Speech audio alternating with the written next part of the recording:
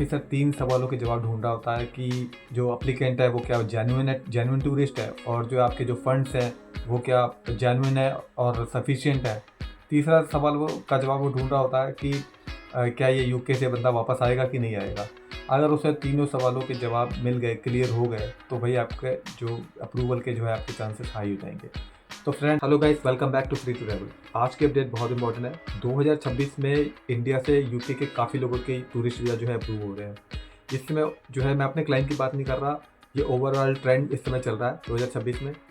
लेकिन अप्रूवल तब हो रहे हैं जब आपका प्रोफाइल स्ट्रॉन्ग हो, डॉक्यूमेंटेशन क्लियर हो, और जो है आपकी बैंक की स्टेटमेंट प्रॉपरली मेंटेन्ड हो। और इस वीडियो में मैं आपको बताऊंगा कि यूके एम्बेसी जो है बैंक की स्टेटमेंट को कैसे चेक करती है, लार्ज डिपॉजिट का क्या रिस्क होता है, और कौन कौन से जो है डॉक्यूमेंट्स आपको इग्नोर नहीं करने चाहिए।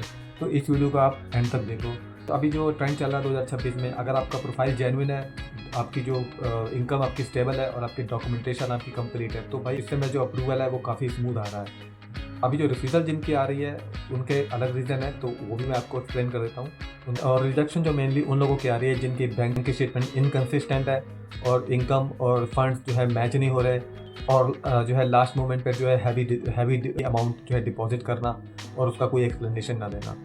2026 में फ़िलहाल जो जैसे मैं बता रहा हूँ कि जो है अप्रूवल का इस समय ट्रेंड चल रहा है, इसमें काफ़ी अच्छे रिजल्ट आ रहे हैं। तो अगर आप ये सब चीज़ों को स्ट्रॉन्ग कर लेते हो, जैसे मैंने आपको बताया, तो आपको यूके का वीज़ा देने से कोई नहीं रोक सकता। और जैसे कि आप सबको पता है कि यूके वीज़ा में कोई इंटरव्यू नहीं होता, वो आपकी डॉक्यूमेंट देख के ही आपको डिसीजन देते हैं। और जो सबसे मेनली चेक करते हैं, वो बड़े ध्यान से जो चेक करते हैं, वो आपकी बैंक की स्टेटमेंट। तो इसीलिए जो है आप अपनी बैंक की स्टेटमेंट को जो है वेल मेंटेन रखिए, प्रॉपरली इसको मेंटेन करिए।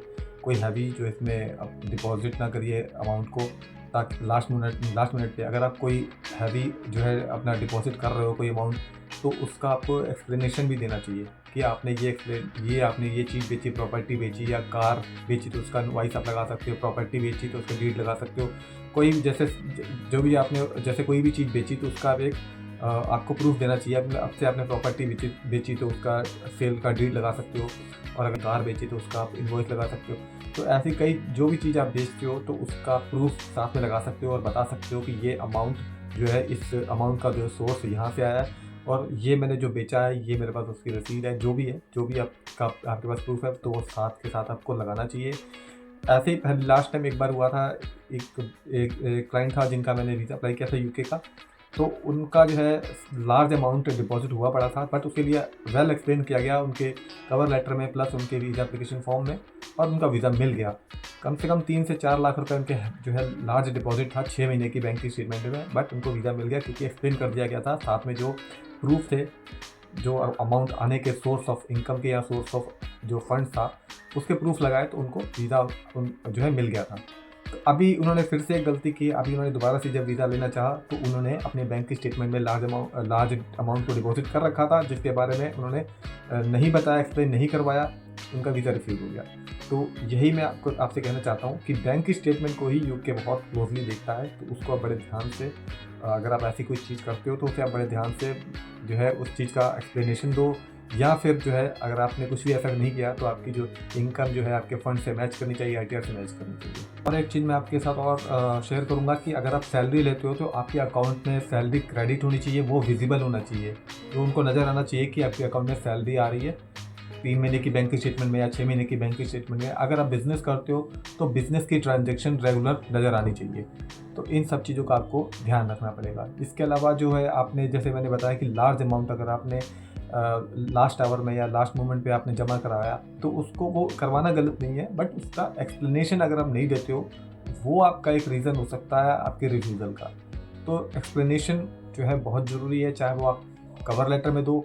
इसीलिए कहते हैं कि कवर लेटर बहुत स्ट्रॉन्ग होना चाहिए। कवर लेटर से ही जो, हालांकि यूके टूरिस्ट वीज़ा के लिए कवर लेटर ऑप्शनल है, बट मैं अगर आपको कुछ एक्सप्लेन करना है, तो आपको कवर लेटर अपना ज़रूर लगाना चाहिए। उसमें आप सारी चीज़ें एक्सप्लेन कर सकते हो।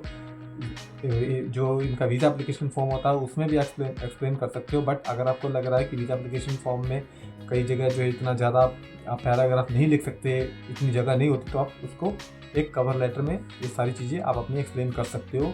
जो भी आप एक्सप्लेन करना चाहते हो, लार्ज अमाउंट को लेके, या कुछ भी आपको अपने बैंक से रिलेटेड, आपकी सैलरी से रिलेटेड, या जो भी आपको एक्सप्लेन करना है उसमें आप अच्छे से उसको स्ट्रांगली आप अपनी चीज़ को सामने प्रेजेंट कर सकते हो। सिर्फ पैसे दिखा देना इनफ नहीं होता, इक्वली डॉक्यूमेंटेशन दिखाना ही इम्पॉर्टेंट होता है। और जैसे कि 6 महीने की आप बैंक की स्टेटमेंट दिखा सकते हैं, 3 महीने की अगर आप सैलरी स्लिप लगा देते हैं, लीव लेटर हो गया आपका, ITR हो गई, और जो है अगर आप कवर लेटर आप लगाना चाहते हैं तो स्ट्रॉन्ग कवर लेटर अगर आपने कुछ उसमें एक्सप्लेन करना है, तो इन सारी चीज़ों का आपको इन सारी चीज़ों के साथ जो है अपना UK का वीज़ा आप अप्लाई कर सकते हैं। बाकी इतनी ही इन्फॉर्मेशन UK टूरिस्ट वीज़ा के ऊपर मैंने आपके साथ शेयर करनी थी। अगर आप इन सब चीज़ों को ठीक कर लेते हो तो आपका भी वीज़ा के चांसेस हैं, जैसे कि मैंने बताया अभी इस समय ट्रेंड चल रहा है UK वीज़ा का, तो आपको भी वीज़ा मिल सकता है। बाकी जो है मिलते हैं किसी और वीडियो में किसी और इन्फॉर्मेशन के साथ, तब तक के लिए बाय बाय।